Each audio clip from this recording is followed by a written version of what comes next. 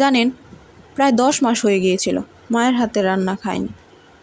আম্মুর বলা একটা কথা তখন খুব উপলব্ধি করতাম। এখন খাচ্ছিস না, এমন একটা সময় আসবে যখন কেউ ভাবে সে দেখা হবে না। আসলে একটা সময় ছিল যখন সারা দিন বিছানায় লেটকে পড়ে থাকতাম, সময় অসময়ে ঘুমাতাম। আম্মু খেয়ে ঘুমা বলতে বলতে নিজে বিরক্ত হয়ে যেত। আমি উঠতাম না। বাড়ির খাবার তখন পানসে লাগতো, আর বাইরের খাবারের প্রতি ছিল বাড়তি ঝোঁক। সে এক ডাল ভাত মাছ মাংস ভর্তা, রেগুলার একঘেয়ে ডিশ, একই হাতে রান্না, একই স্বাদ। এসব আমার রুচত না। জীবনে যখন প্রথমবারের মতো হোস্টেলে গেলাম, প্রথমবারের মতো মায়ের থেকে পরিবারের থেকে এত দূরে, 3 বেলা মায়ের হাতে রান্না খেয়ে অভ্যস্ত আমি। জানেন, জীবনে প্রথমবার তখন প্রায় 10 মাস মায়ের হাতে রান্না খাইনি।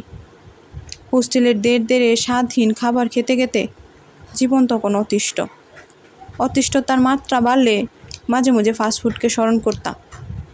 তাতে সাময়িক মুখে তৃপ্তি হলেও আত্মার তৃপ্তিটা কোথাও একটা মিসিংই থাকতো, একটা ফাঁকা ফাঁকা অনুভূতি। সে একঘেয়ে ডাল ভাত মাছ মাংস ভর্তাটাই তখন অমৃত মনে হতো। আপনি যতই বিদেশি স্ন্যাক্স আর ফাস্টফুডকে খাবার হিসাবে বাছুন না কেন, মায়ের হাতের রান্নার সাথে তার তুলনা চলে না। মায়ের হাতের ওই একঘেয়ে ডাল ভাত খাওয়ার লোভেই পাড়ি দিতে ইচ্ছে হতো কয়েক কিলোমিটার দূরের পথ। তাতেও ব্যস্ততা নামক অসহ্য বস্তুটা বাধা হয়ে দাঁড়াতো বারবার। চাইলেও আসা যেত না মায়ের কাছে। হোস্টেলের পানসে ডাল যখন পাতে নিতাম, তখন মনে পড়ে যেত নিজের পছন্দের তরকারি না হলে খাবারের প্লেটটা রেখে উঠে চলে আসতাম। মা তখন সকল কাজ ফেলে আর কিছু না হোক অন্তত একটা ডিম ভেজে নিয়ে আসতো। বলতো, এখন এই ডিমটা দিয়ে খেয়ে নে, পরের বার করে দেব তোর পছন্দের তরকারি। তাতেও কিন্তু সহজে খেতাম না।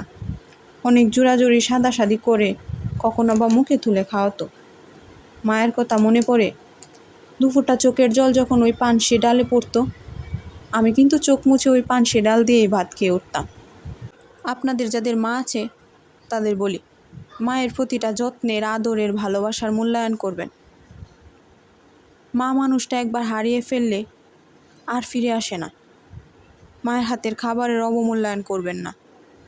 পরম যত্ন নিয়ে তিনি তার সন্তানের জন্য পরিবারের জন্য রান্না করেন।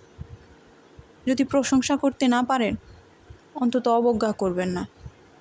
যাদের মা নেই তারাই শুধু বোঝে মায়ের মমতা কি অমূল্য। আমি হোস্টেল লাইফ দিয়ে মায়ের অভাব উপলব্ধি করেছিলাম, মা কী জিনিস সেটা বুঝতে পেরেছিলাম। এখন অবশ্য আমার 3 বেলায় মায়ের হাতের রান্না জোটে। আমি পরম তৃপ্তি নিয়ে মায়ের হাতের রান্না খেয়ে উঠি। দেখবেন আপনিও একদিন মায়ের ভালোবাসা উপলব্ধি করতে পারবেন। তবে আপনার উপলব্ধি করতে এতটা দেরি যেন না হয় যতটা দেরি হলে মা হারিয়ে যায়। শুধু এতটুকুই বলবো, পৃথিবীর সকল মা ভালো থাকুক, পৃথিবীর সকল সন্তান তার মায়ের সাথে ভালো থাকুক। ধন্যবাদ।